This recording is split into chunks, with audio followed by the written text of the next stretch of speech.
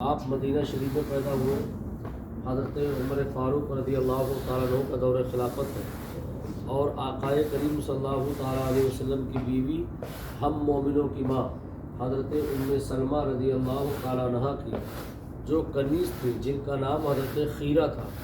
حضرت خیرہ کے بیٹے ہی کا نام حضرت خواجہ حسن بصری رحمۃ اللہ علیہ۔ گویا جب کبھی بھی حضرت خیرہ اپنے مالکین حضرت ام سلمہ کے کام میں مصروف ہو جاتی، حضرت خواجہ حسن بصری جب کبھی رونے لگتے تو آقائے کریم صلی اللہ علیہ وسلم کی بیوی ہم مومنوں کی ماں ام سلمہ اپنا خود دودھ ان کو پلایا کرتی تھی۔ سبحان اللہ۔ اب آپ اندازہ کر سکتے ہیں کتنی بڑی ہستی سرکار کی ہے، جن کی بارگاہ میں ہم آپ حاضر ہیں کہ آپ رضی اللہ تعالیٰ عنہ وہ ہیں، آبائی ہیں، جنہوں نے میرے آقا کی بیوی ہم مومنوں کی ماں کا دودھ بھی میرے آقا نے نوش فرمایا، اور یہ وہ تابعی ہیں جنہوں نے 170 صحابہ کرام سے ملاقات کی، اور 70 ایسے صحابہ ہیں جو غزوہ بدر میں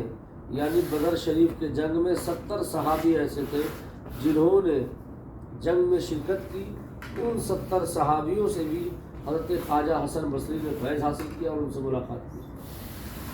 حضرت خواجہ حسن بصری رحمۃ اللہ علیہ، جن کی بارگاہ میں ہم اور آپ حاضر ہیں، یہ پہلے جو تجارت فرماتے تھے یہ دراصل جوہری تھے، یہ جواہرات کی تجارت فرماتے تھے، لیکن جب اللہ کا خوف ان کے دل میں طاری ہوا اور اللہ کی راہ میں جب یہ نکل گئے تو تجارت کو انہوں نے چھوڑ دیا اور جوہری کی تجارت کو چھوڑ کر صرف اللہ اس کے رسول کی رضا کے لیے اپنے قدم کو نکال دیا۔ اور حضرت خواجہ حسن بصری رحمۃ اللہ علیہ، جن کے دربار میں ہم اور آپ حاضر ہیں، آپ قافلے میں ہیں، لوگوں نے سوال کیا حضرت ہم لوگ پانی سے بے حال ہیں، پیاسے ہیں، جانور بھی پیاسا ہے، ہم بھی پیاسے، ہمارے بچے پیاسے ہیں، کنویں میں پانی تو ہے لیکن رسی اور ڈول نہیں ہے۔ تو جناب خواجہ حسن بصری رحمۃ اللہ علیہ نے ارشاد فرمایا، میں جب ابھی نماز میں مشغول ہو جاؤں گا، نماز پڑھنا شروع کروں گا، تم سب اسی کنویں کا پانی پینا شروع کر دو۔ سیدنا سرکار خواجہ حسن بصری رحمۃ اللہ علیہ جب نماز کے لیے نیت باندھے کھڑے ہو گئے آپ نماز پڑھنے کے لیے، تو فوراً کنویں کا پانی نیچے سے اوپر آ گیا۔ سارے جتنے آپ کے دوست احباب مریدین متوسلین معتقدین تھے، سب نے اس پانی کو خوب نوش فرمایا۔ آپ کے ایک دوست تھے ماننے والے، جنہوں نے اس پانی کو ایک الگ سے کسی کوزے میں رکھ لیا۔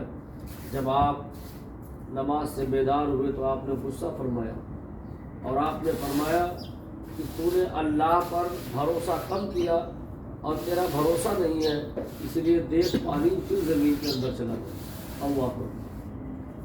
سیدنا سرکار خواجہ حسن بصری رحمۃ اللہ علیہ کی وہ ذات بابرکات پوری زندگی کرامتوں کا انبار ہے۔ ایک لمحہ سیدنا سرکار خواجہ حسن بصری رحمۃ اللہ علیہ اپنی پوری زندگی 88 سال گزارتے ہیں دنیا میں۔ سیدنا سرکار خواجہ نواز 88 ایئرس زندگی جی کر صرف اللہ اس کے رسول کی رضا کے لیے اللہ تبارک و تعالیٰ کی بارگاہ سے لبیک اور اجر کہا۔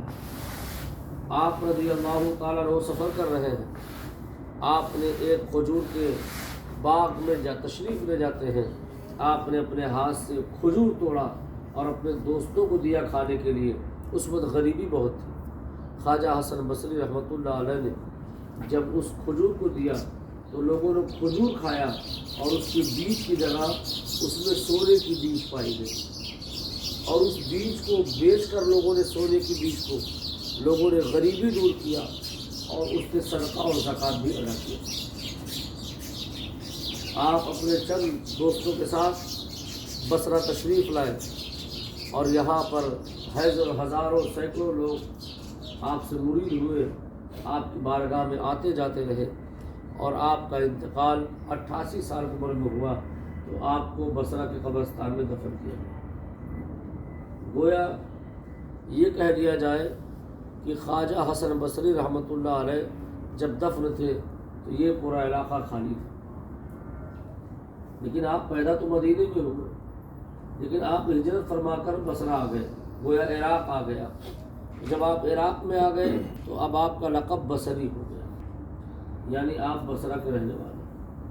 اور خواجہ حسن بصری رحمۃ اللہ علیہ کا یہ دور ہے کہ ایک ہی گھاٹ پر بکری بھی جو ہے پانی پیتی تھی اور ایک ہی گھاٹ پر شیر بھی پانی پیتا تھا۔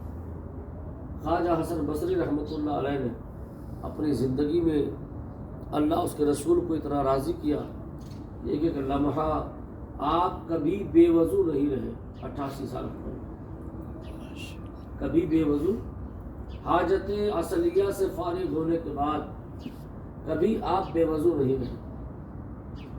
آپ اندازہ کریے جن کی خوف خدا کا یہ عالم ہو، ان کے رتبے کا اندازہ کوئی کیا لگا سکتا ہے۔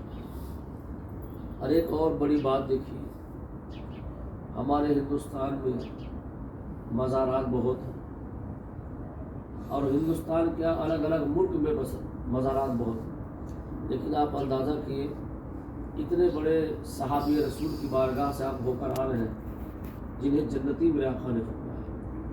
حضرت